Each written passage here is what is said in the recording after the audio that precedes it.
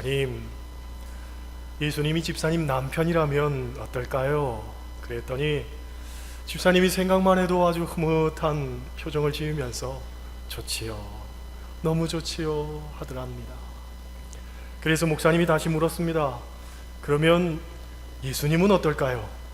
행복하실까요? 그랬더니 글쎄요 하고서는 아무 말도 못하더랍니다. 살다 보면 어떤 요구라는 관점에서 남에 대해서는 철저한데 나에 대해서는 관대한 사람들, 그런 사람들을 만나게 됩니다. 이를테면 가정에서 남편과 아내의 관계에서만 해도 상대방에게는 요구사항이 많습니다. 약속도 잘 지켰으면 좋겠고, 성품이 온화해서 희생적이고 양보하는 사람이었으면 좋겠고, 돈도 좀 잘 벌어왔으면 좋겠고, 모든 일에 솔선수범하면 좋겠고, 참고 기다려줄 줄 아는 사람이었으면 좋겠고, 정리정돈도 좀 잘했으면 좋겠고, 양말도 따박따박 빨래통에다 좀 넣었으면 좋겠고, TV 봤으면 TV도 좀 껐으면 좋겠고, 리모컨도 리모컨 꽂이에다가 좀 잘 놔뒀으면 좋겠고, 그렇지요? 이런 생각을 하는 사람이 남편이라면 시댁 식구한테 좀 잘했으면 좋겠고, 그 사람이 아내라면 친정 식구들한테 좀 잘했으면 좋겠고, 누구나 이런 것들 생각하잖아요, 그지요? 그런데 정작 나에 대해서는 어떻습니까? 내가 좀 늦는 것 당연하게 상대방이 날 이해해 줬으면 좋겠고, 내가 소리를 지르면 상대방이 꼬리를 내리고서 먼저 미안해 하고 사과했으면 좋겠고, 그지요? 내가 피곤해서 소파에 누워있으면 알아서 좀 청소도 하고 빨래도 하고, 싱크대에 설거지가 밀려있으면 설거지도 좀 했으면 좋겠고, 내가 TV 볼 때 간섭 좀 안 하고 내버려뒀으면 좋겠고, 나만큼 시댁에 나만큼 친정에 잘하는 사람 또 어디 있냐? 그렇게 생각을 합니다. 역지사지, 입장 바꿔서 생각해 보라는 말이 이때 필요한 거죠. 우리가 너무 주관적인 판단으로 인해서 자기중심적으로 삽니다. 그러다 보니까 타인에 대한 어떤 편견은요 전혀 깨트려지지가 않습니다. 그리고 자기에 대한 아집과 어떤 독선도 내려놓지를 못하는 거죠. 교회에서도 마찬가지입니다. 남에 대해서는 철저하기를 원하지만 정작 자기에 대해서는 유연하기를 원하죠. 여기에 모순이 있고 여기에 갈등이 있는 거예요. 그렇잖아요. 오늘 본문에 나오는 고린도 교회가 그랬습니다. 고린도 교회는 AD 50년경 사도 바울이 2차 전도 여행 때 세운 교회입니다. 이 고린도 교회가 위치했던 고린도시는요, 당시 로마 제국에서도 아주 번성했던 그런 상업 도시였고 항구 도시였습니다. 대부분의 당시에 어떤 항구 도시가 그랬듯이 고린도시에도 각종 문화가 혼재했는데, 물질 문명을 중요시했던 이 로마의 세속적인 문화도 있었고, 전통적으로 숭배했던 그리스 로마의 만신 숭배 문화도 있었습니다. 또 지식층에서 주로 신봉했던 각종 철학적인 종교들과 더불어서 황제 숭배 사상들, 이런 우상 숭배가 아주 극심할 정도로 혼잡했고요. 특히 성도덕이 굉장히 문란한 가운데 있었습니다. 이런 배경 속에 있었던 고린도 교인들이었기 때문에 기독교의 복음을 쉽게 받아들이긴 했는데, 혼합주의라든가 어떤 성적인 문란함이라든가 무절제하고 경박한 모습들, 당시 이 고린도 문화가 가지고 있었던 그런 부정적인 영향력들, 이런 것들을 온전히 청산하지 못하고 있었다는 거예요. 그래서 고린도 교회 내에서 여러 가지 문제들을 마주하고 있었는데, 더 큰 문제는 뭐냐면 남에 대해서는 굉장히 율법적으로 비판의 칼날을 들이대는 사람들이 정작 자기에 대해서는 그렇지 않더라는 거예요.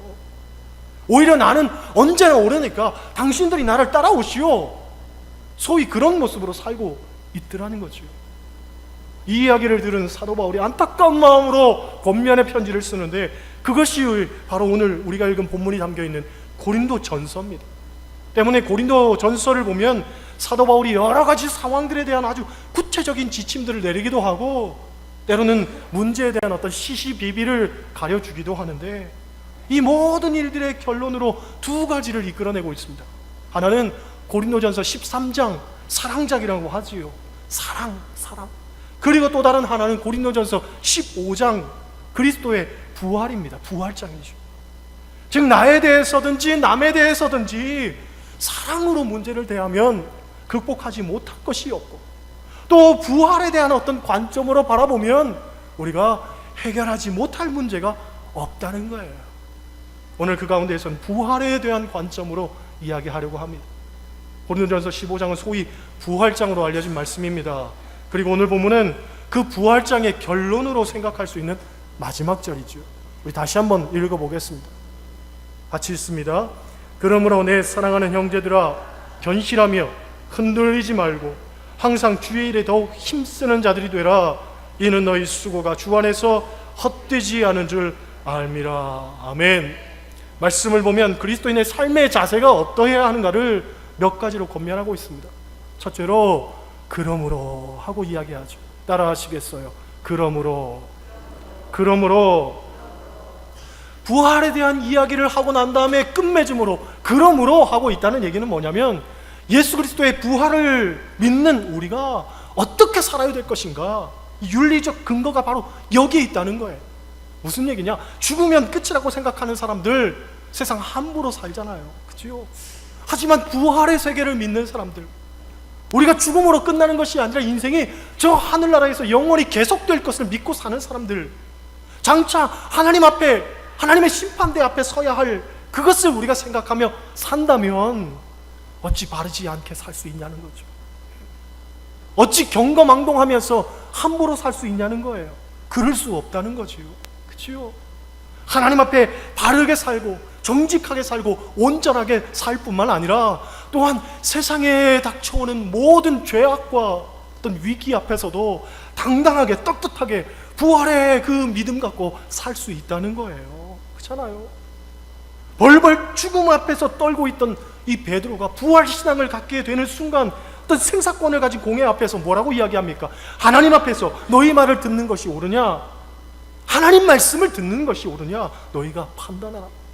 죽음을 각오하고 담대히 외칠 수 있었던 거지요. 그러니까 이 부활이라는 것은 죄와 사망과 율법의 권세, 그것으로부터 이길 수 있는 참 자유함의 능력이 되고 선언이 되고 완전한 승리가 된다는 거지요. 부활을 믿을 때 낙심할 것도 없어요. 부활을 믿을 때 우리는 소망을 가질 수 있어요. 부활을 가질 때에 현재에 타협하지 않아요. 세상과 환경과 타협하지 않습니다. 그것을 쉽게 굴복하거나 넘어지지 않습니다. 오늘도 부활의 소망 갖고 당당히 내 삶을 살 수가 있는 거예요. 할렐루야. 그러니까 이 부활신앙 속에서 우리의 모든 관계가 달라지는 거예요. 새로운 이웃을 발견하게 되고 영원한 약속을 함께 누리며 살게 되는 겁니다. 오늘만 만나면 그만인 사람이 아니라, 죽으면 그만인 사람이 아니라 영원한 생을 함께 누리며 사는 그런 사람으로, 내 이웃으로 우리가 여겨지게 되고 받아들여지게 되는 거예요. 그러니까 문제를 앞에 놓고서 그 사람에 대해서 책망하고 그 사람을 저주하는 것이 아니라 함께 보듬어가고 함께 손잡고 가야 할 이웃이 되는 거예요. 부활의 소망을 가질 때에. 그렇잖아요. 여러분, 우리가 장사할 때도 그렇습니다. 한번 만나고 말 사람 같으면은요, 어떻게 속여서라도 물건을 팔면 그만입니다. 그러나 계속적으로 고객으로 어떤 관계를 맺고 싶다면 그 사람에게 진정성을 보여줘야 되고, 고객이 필요한 것들을 살펴줘야 되고, 그 사람의 마음을 헤아려 줄 줄 알아야 되는 것 아니겠습니까? 그래야 장사가 되는 것 아니에요. 우리의 이웃이 마찬가지입니다. 그냥 죽음으로 끝나고 다시는 안 볼 사람들이 아니잖아요.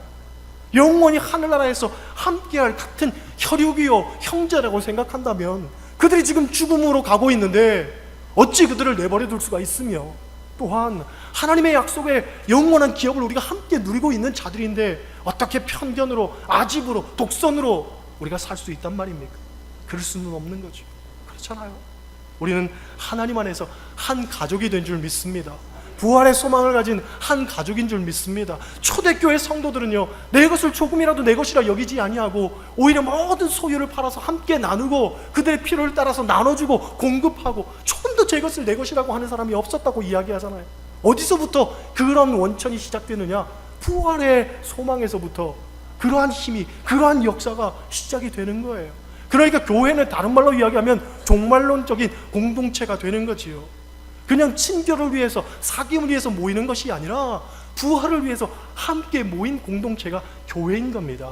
할렐루야. 그 부활의 신앙 위에서 서로를 사랑하고 교회를 섬겨야 되는 거지요. 두 번째로 흔들리지 말아야 됩니다. 따라하시겠어요? 흔들리지 말자. 흔들리지 말자. 여러분, 교회를 섬기는 자의 신앙은 흔들리지 말아야 됩니다. 성경은 흔들리는 신앙을 가리켜서 갈대와 같아, 나룻배와 같아 하고서 이야기합니다. 갈대는 바람에 이리저리 흔들리지요. 나룻배도 물결을 따라서 이리저리 왔다 갔다 하지요. 신앙생활 그렇게 하면 안 된다는 거예요. 갈대처럼, 나룻배처럼 줏대 없이 하면 안 된다는 거예요. 그렇잖아요. 강단을 갖고서, 내 마음의 중심을 갖고서 하나님 바라보면서 살아야 된다는 거죠. 이게 신앙생활 아닙니까? 그런데 좋을 때는 누구나 다 잘할 수 있어요. 누구나 다 신앙생활 바르게 하는 것 같습니다. 반석 위에 지은 집 같아요. 그런데 문제는 바람이 불고 창수가 나고 비가 몰아칠 때, 이럴 때도 흔들리지 않는 게 진정한 그리스도인이란 말이지요. 흔히 절개와 지조를 말할 때 우리는요, 소나무와 대나무를 가리켜서 설명합니다. 상록수죠, 상록수. 여름에는 모든 나무가 똑같이 푸른색을 냅니다. 그런데 추운 겨울이 되면 모든 나무의 잎이 시들어버리지요. 하지만 소나무와 대나무는요, 겨울에도 푸른색을 냅니다. 여전히 푸르름을 자랑하고 있습니다. 그렇잖아요. 우리 교회가 좌우로 큰 창이 있는데, 제가 보는 관점에서 우측에는요, 소나무가 있고 대나무가 있습니다. 반면 좌측에는 밤나무가 있습니다. 그렇죠? 지금과 같은 여름에는요, 다 똑같이 푸르릅니다. 그런데 겨울을 보세요. 이곳은 여전히 푸르는데 여기는요, 앙상하게 가지만 남아있단 말이지요. 분명하게 대비돼서 우리에게 보여주는 것 아닙니까? 야, 창이 좋구나, 밖에 경치가 좋구나 하는 것만 느끼지 말고 잎이 떨어지는 걸 보란 말이지요. 앙상한 가지가 있음에도 불구하고 여전히 푸른 나무들을 보란 말이지요. 우리 사천제일교회 성도들은 이런 대나무와 같이, 또 소나무와 같이 정말 기계 있고 강단 있는 성도가 되기를 소원합니다. 할렐루야, 할렐루야. 그런 것 아닙니까? 순교자는 박해가 있을 때 나오는 것이고, 교회가 어렵고 힘들 때 흔들리지 않는 신앙인들이 필요한 거지요. 교회는 똑똑하고 머리 좋은 사람이 필요한 게 아니에요. 충직한 헌신자가 필요한 거예요. 그래서 성경은 뭐라고 이야기합니까? 맡은 자에 구할 것은 충성이다, 충성이다. 흔들리지 말고 충성하는 여러분 되시기를 소원합니다. 세 번째로 항상이란 말이 나오지요. 따라 하시겠어요? 항상 주의 일에 힘쓰자. 네, 항상 주의 일에 힘쓰라는 거예요. 항상. 우리 말에 용두삼이란 말이 있습니다. 한자 성어. 그렇죠? 처음엔 누구나 잘하는데 나중에 흐지부지 되는 거예요. 그러면 안 된다는 거죠. 항상 잘해야 되는 거예요. 항상. 어느 목사님이 미국의 모라비안 교회를 방문을 했습니다. 그런데 그 교회의 오르간 반주자를 소개하는데 백발이 그냥 성성한 노인이, 80대 노인이 오르간 반주를 하고 있더래요. 교회가 큰 교회고 사람도 많은데 말이죠, 백발의 노인이 그냥 반주하고 있는 모습 보니까 안타까운 생각이 들어가지고 목사님이 물어봤다는 거예요. 아니, 교회도 많고 피아노 칠 사람도 많고 오르간 연주자도 많을 텐데 왜 하필이면 저렇게 백발이 성성한 어르신이 저기서 피아노 치고 있습니까? 오르간 연주하고 있습니까? 하고 물었다는 거예요. 그랬더니 오히려 그 모라비안 교회 목사님이 역정을 내면서 지금 무슨 말씀하십니까? 저 오르간 연주자는 지금 50년이 넘도록 저 자리를 지키고 있습니다. 그분의 하얀 백발을 보면서 어떤 일이 있어도 한 번도 빼먹지 않는 그 열정을 보면서 수많은 사람들이 감동을 받는데 도대체 왜 그런 말씀을 하십니까? 저분이 지켜온 자리 그 자체가 우리에게 은혜입니다. 그렇게 이야기하더라는 거예요. 그 말씀을 듣고서 한국 목사님이 부끄러운 생각이 들었다는 거죠. 경건이란 게 뭐냐? 충성이란 게 뭐냐? 우리가 분명히 마음속으로 새겨야 됩니다. 항상이라는 말, 한결같다는 말, 오늘의 시대를 사는 우리가 분명히 곰곰이 되씹게 되는 말이죠. 왜냐하면 우리가 살고 있는 이 시대는 마치 손바닥 뒤집듯이 모든 것이 쉽게 바뀌고 변화하기 때문에 그렇습니다. 인간관계도 그렇고 심지어 진리라고 믿었던 것들조차도 너무 쉽게 바뀌어버리는 그런 시대 속에서 우리가 살고 있잖아요. 지난 금요일 기도회 때도 말씀드렸지만 HWPL이라는 단체에 있는 몇 사람이 교회를 찾아왔습니다. 신천지 이만희가 만든 단체입니다. 그런데 이 신천지라고 하면은 거부감을 느끼니까 그런 새로운 단체를 만들었어요. 영어 이름으로 된 HWPL이라는 단체 이름을 만들어가지고 신천지 활동을 똑같이 하고 있다고 보면 되는 겁니다. 그 단체의 강릉 지부 수장으로 있는 사람이 졸개들 둘을 데리고서는 교회를 찾아온 거예요. 목사를 상대하려면 그래도 대장이 나서야 되잖아요, 그렇죠? 그런데 이 대장이 누구냐? 제가 중고등학교 때 교회 학교 선생님이었던 분입니다. 교회 학교 선생님이 신천지 수장이 돼가지고 몇십 년 만에 저하고 만난 거예요. 피차 얼마나 껄끄럽고 얼마나 어렵습니까? 오셔가지고 저한테 그런 얘기를 합니다.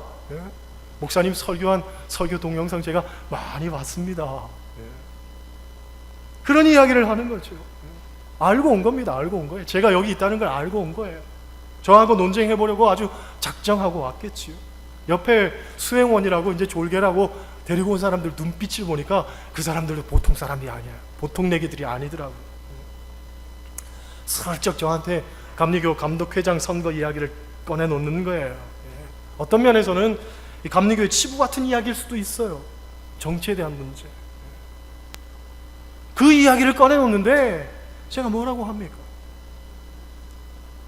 시골 사는 목사가 그런 데 관심 있습니까? 저는 그런 데 관심 없습니다. 여기서 풀이나 뽑고 청소나 하고 어떻게 하면 바르게 살 건가? 어떻게 하면 예수님 닮은 삶을 살 건가? 저는 그것만 고민하지 그런 데 관심 없습니다. 그러니까 더 이상 말을 못하는 거예요. 차 한잔 대접하고 난 다음에 바쁘니까 이만 가보세요 그랬더니 말도 안 하고 가시더라고요. 그날 제 마음이 헛헛한 거예요. 헛헛한 거예요. 교회 학교 선생님이 신천지 수장이 돼가지고 나타나는 것을 보니까 이게 얼마나 마음이 아프고 불편합니까? 이분이요 학교에서도 선생님이셨어요. 교사였습니다. 고등학교 아이들 가르쳤어요. 잘생기고 중후하고 말도 잘하고 인품도 아주 온화하고 여학생들이 굉장히 따랐습니다. 교회에서도 참 물론 좋았죠. 그런 그분이 지금 신천지 수장이 돼가지고 오니까 너무 괴로운 거예요. 저녁에 기도하고 묵상을 하는데 그런 생각이 드는 겁니다. 선생님이 변질되는 것을 보는 이 학생의 마음이 얼마나 아픕니까? 그렇잖아요. 마찬가지로 목사가 타락해가는 것을 보는 교인의 마음은 어떨까? 그런 생각이 드는 거예요. 초심은 좋았는데 훌륭한 목회자였는데 어느덧 변해가는 거예요. 세속적이 되는 거예요. 물질 중심으로 사는 거예요. 그것을 보는 교인의 마음은 얼마나 아프겠습니까? 또 교인이 망가지는 것을 보는 목사의 마음은 어떻겠습니까? 충성스러웠는데 희생했는데 헌신했는데 하나님 바라보며 살았는데 이제는 마치 하나님 없는 것처럼 행동합니다. 자기만을 위해서 삽니다. 물질만을 위해서 삽니다. 어떤 이는 교회를 그냥 떠나갑니다. 마음이 어떻겠습니까? 또 사랑이 식어가는 그런 것을 느끼는 부부의 심정은 어떻겠습니까? 나만 보고 살았는데 정말 나만 사랑했는데 그렇죠. 어느 그 사랑이 식어져 가는 거예요. 퇴색해져 버리는 거예요. 사랑이 의심스러운 거예요. 저 사람이 과연 나를 사랑하기나 하는 걸까? 또 세속적으로 바뀌어가는 친구를 보는 그 부모의 마음은 어떨까? 그렇죠? 참 진실하고 정직한 친구였는데 어느 날 봤더니 속물처럼 바뀌어가는 거예요. 세상 그 친구밖에는 없었는데 너무나 추악하게 변해가는 거예요. 항상이라는 말, 항상 변하지 않는다는 것, 그렇게 그 자리에 우리가 있어야 되는데 이 항상이란 말이 참 어렵습니다. 목사로서도 어렵고 성도로서도 어렵겠지요. 그렇죠? 부부 사이에도 참 어려울 거예요. 친구 간의, 이웃 간의 만남 사이에서도 이게 참 어려울 거란 말이죠. 성경에 나오는 인물 가운데 너무너무 우리를 안타깝게 하는 그런 인물이 있죠. 바울이 디모데에게 편지를 보내면서 과거를 회상하면서 누구를 이야기합니까? 데마를 이야기합니다. 세상을 사랑해서 자기 갈 곳을 갔느니라. 그 데마가 사도 바울에게 있어서는 너무너무 힘이 되어주는 사람이었고 충직한 사람이었고 그렇죠? 너무 고마운 사람이었는데 이 사람이 어느 날 신앙도 다 깎아먹고 세상을 사랑해서 떠나더라는 거예요. 얼마나 마음 아픕니까? 목회를 하다 보면 정말 내 사람 같은데 정말 귀한 사람인데 이 사람이 떠날 때가 있습니다. 신앙 잃어버리고 떠날 때도 있지만 어떨 때는 이런저런 불만 때문에 갈 때도 있고 그치요? 교인들과 반목해서 갈 때도 있지만 목사에게 섭섭한 감정을 느껴서 갈 때도 있고 그럴 때면 어떻게 해야 되겠습니까? 기도해야 되겠죠. 기도해야 되겠죠. 그들도 그 자리에서 하나님 잘 섬기고 하나님과의 바른 관계를 맺을 수 있도록 기도해야 되겠죠. 그리고 나를 돌아봐야 됩니다. 그렇죠? 목사는 목회를 똑바로 하고 있는지, 성도는 성도답게 살고 있는지, 정말로 아름다운 그리스도의 공동체를 이곳에서 제대로 만들고 있는지 우리가 돌아봐야죠. 점검해 봐야죠. 왜 떠난 사람에 대해서 질책하고 힐난하고 비난하고 손가락질을 합니까? 아니에요. 내 모습을 먼저 돌아봐야 되는 거예요. 할렐루야. 항상 나는 그 모습 그대로 살고 있는지, 나는 변하지 않고 하나님 앞에 정말로 바르게 살고 있는지 여러분 삶을 점검해 보는 그런 여러분 되시기를 소원합니다. 네 번째로 뭐라고 이야기합니까? 더욱 힘쓰는 자들이 되라. 따라 하시겠어요? 더욱 힘쓰는 자들이 되라. 네. 더욱 힘쓰는 자들이 되는 거예요. 그죠? 하나님께서 우리에게 직분을 맡겨주신 것은 교회를 더욱 잘 섬기라고 주신 겁니다. 교회 직분은 벼슬이 아니죠. 그죠? 한국 사회가, 한국 교회가 자칫 잘못해서 이 직분을 어떤 계급으로 여기는 경향이 있는데 그렇지 않습니다. 유교 사회에 우리가 너무 익숙해 있어서 직분이 계급인 줄로 압니다. 그런데 아니에요. 직분은요, 더욱 헌신하라고, 더욱 낮아지라고, 더욱 섬기라고 준 거예요. 그렇죠? 원래 감리교회에서는 집사, 권사, 장로 제도가 없었습니다. 그런데 한국 이 장로교회에서 이 제도를 먼저 시작해서 잘 활용했기 때문에 그래서 감리교회로 가지고 온 거예요. 그런데 잘 활용하면 좋은데 이게 왜곡되게 받아들이는 사람들이 있더란 말이죠. 집사에서 권사 높아지는 게 아니죠. 낮아지는 거예요. 더 할 일이 많아지는 거예요. 더 섬김이 많아져야 되는 거예요. 권사에서 장로 마찬가지입니다. 높아지는 게 아니에요. 낮아지는 거예요. 희생하는 거예요. 섬기는 거예요. 할렐루야, 할렐루야. 직분 받을 때에는 다 그렇게 서약하셨잖아요. 그렇게 선서했잖아요. 그치요? 세상 사람들은 상석에 앉으려고 하지만 우리 그리스도인은요, 낮은 곳에 가야 되는 거예요. 낮은 곳에. 그래서 예수님께서도 섬기는 자가 더 큰 자가 된다고 말씀하신 거예요. 여러분에게 직분이 주어진 것은 더 잘 섬기라고 주어진 것인 줄 믿습니다. 그것을 더욱 힘쓰는 여러분 되시기를 소원합니다.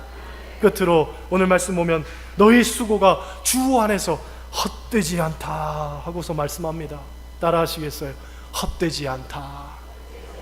헛되지 않다. 네. 우리가 섬기다가 지치는 이유는 뭡니까?